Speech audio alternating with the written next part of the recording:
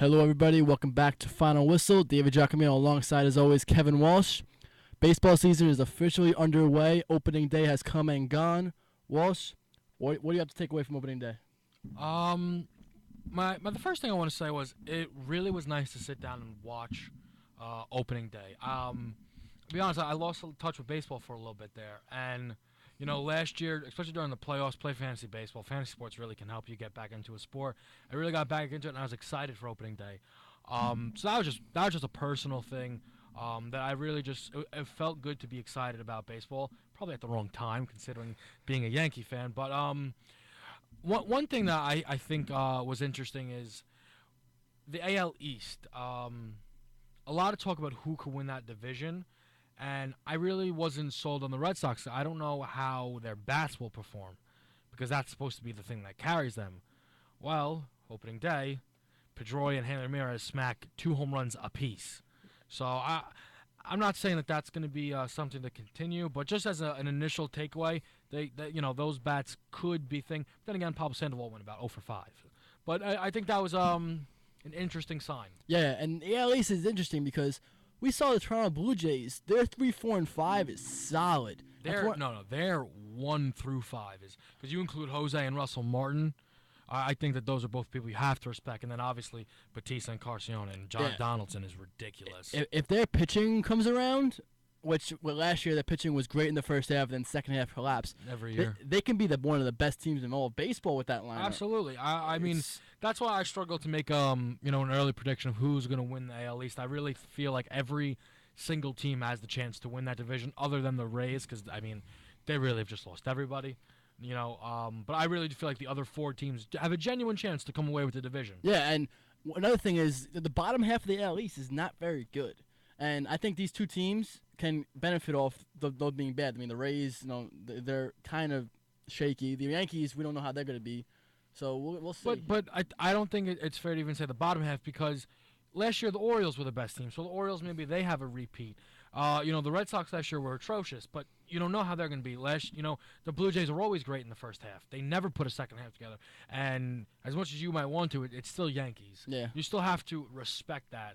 And they listen. They're a wallet opening away from all of a sudden having the best player in baseball if it needed to happen. My takeaway is we saw 3 teams go have no hitters after the 5th inning on opening day, and that's pretty interesting, and that tells me that we're in for another season of the pitchers dominating baseball. We've seen in the past few years, the early 2000s was steroid era, hitters dominated the game, but recent years, pitching has dominated. Strikeouts have gone up. We're in for another year of pitchers just straight dominating the game. Yeah, I mean, I think, when you think about both leagues, especially the National League, you are just spoiled for Cy Young candidates. It's really amazing. I mean, you think about Kershaw, you think about Bumgarner, you think about Cueto, Wainwright, Greinke. I mean, you even think about a guy like James Shields, who came over and had a really nice opening day. Francisco Liriano has showed some real promise on the Pirates. And then the entire rotation of the Washington Nationals. Harvey, and that is the National League alone.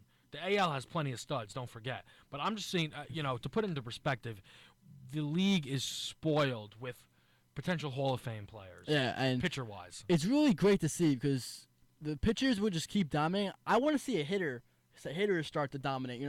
We're seeing a lot of 2-0, 3-1 games. I kind of want to see the hitters. I'm a pitcher myself, that. Of course. But I want to see the hitters come back, and it's really been a thing of the past. But I kind of want to see the hitters come do something, come back. I mean, everyone obviously appreciates the the long ball and everything, and you always want to see a 10-9 game, but you have to just understand that that's why it's so hard to make it as a major league hitter in a way. That's why it's so impressive to see what Trout does, or even a Jose Altuve when he bats 340. You have to really appreciate those guys. Yeah, and I'd just like to point out my MVP prediction: Bryce Harper went yard in the second at bat of the season. Just bold prediction. Trout went yard in his first at bat. So he went up to him. I didn't know it was his first at bat. Yeah. Just if anyone was curious if Trout's gonna have a slump, it's not happening. All it's right, not a thing. I want to get your opinion on this. We'll make this overtime real quick. But I want to get your opinion on this, and I have a feeling overtime's gonna be a great length. That's why I brought it up so early. Okay.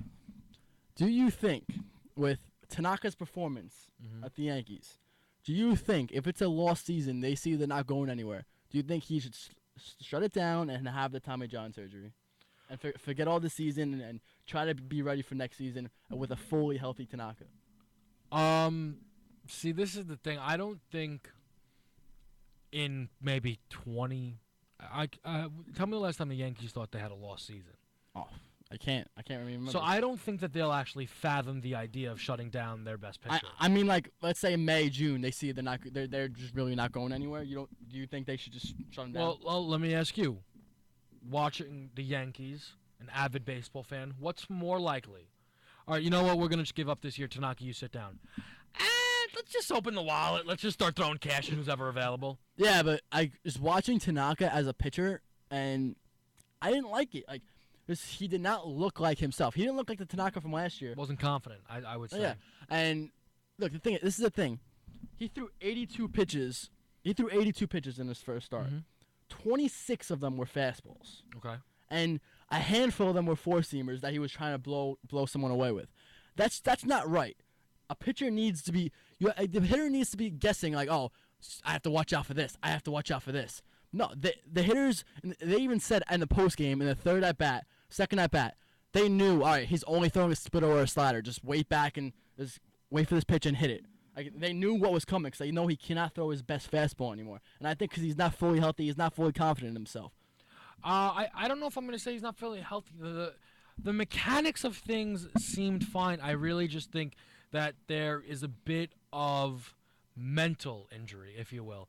You look at it, he said, I really am just going to try and be throwing a two-seamer. Tanaka, just... That's not his pitch.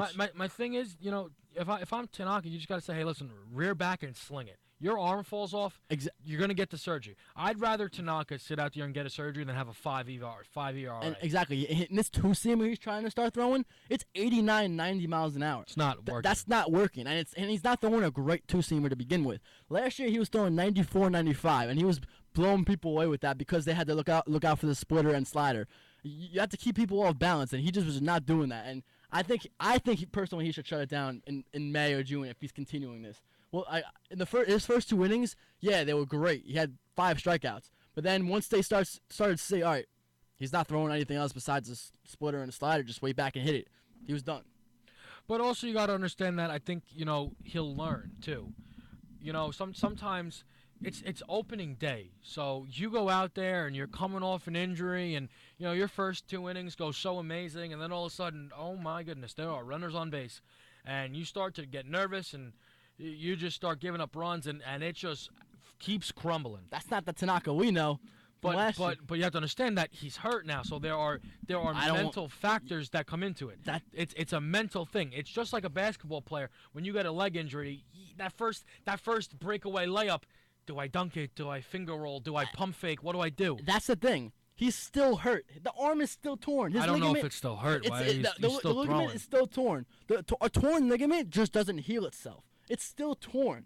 There's nothing to say about that. It's still torn. In my mind, that's what he's saying in his mind. Oh, my arm is hurt. I can't do this. No, not that it's hurt. It's that it's a mental thing. When you come back from an injury in basketball, what I'm saying to you is your leg is fine, but you're nervous about something happening again. You get.